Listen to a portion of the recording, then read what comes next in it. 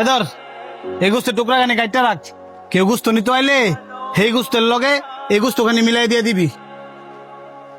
মহাজন, এইগুলা তো 3 দিন আগের গোস্ত। 3 দিন আগের গোস্ত হয়েছে দেখে কিছে, তোরে আমি যেটা কইছি তুইটা কর। এইগুলা তো ঠিক না। একটা লোক আমনেরে বিশ্বাস করিয়া আমনের এতে গোস্ত নিব, আর আমনে বালা গোস্তের লগে 3 দিন আগের বাসি গোস্ত দিয়ে দিবেন, তাইলে এই লোকটা ঠকলো না? অনে সেই লোকে ঠকলো না জিতলো, সেই লোকের চিন্তা কইরা এই গোস্ত ফালাই আমি নিজে লস করবো? ফালাই দিবেন কে লিগা? বাসায় লয়ে যাবেন, পরে ঘরে মানুষ খাইবো।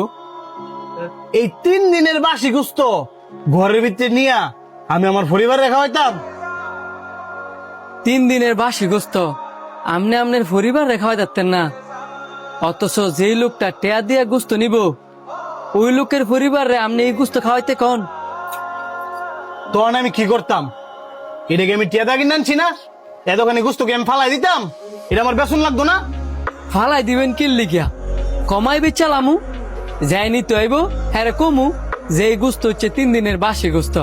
এতে করে আপনার ব্যবসাটাও হালাল থাকলো। আর মহাজন, ব্যবসায় তো লাভ লস আছে। ওই ঠিক আছে, এই গোস্তখানি শিখটা ডালদা ঝোলা।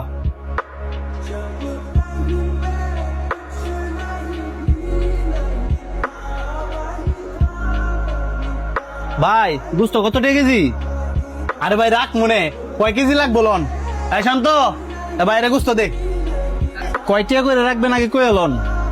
সবার কাছে যা বেচছি আপনার কাছে তাই রাখুন। অরিজিনাল দেশি হাড় গরু নিলে একবারে 800, আর গাই গরু নিলে 750।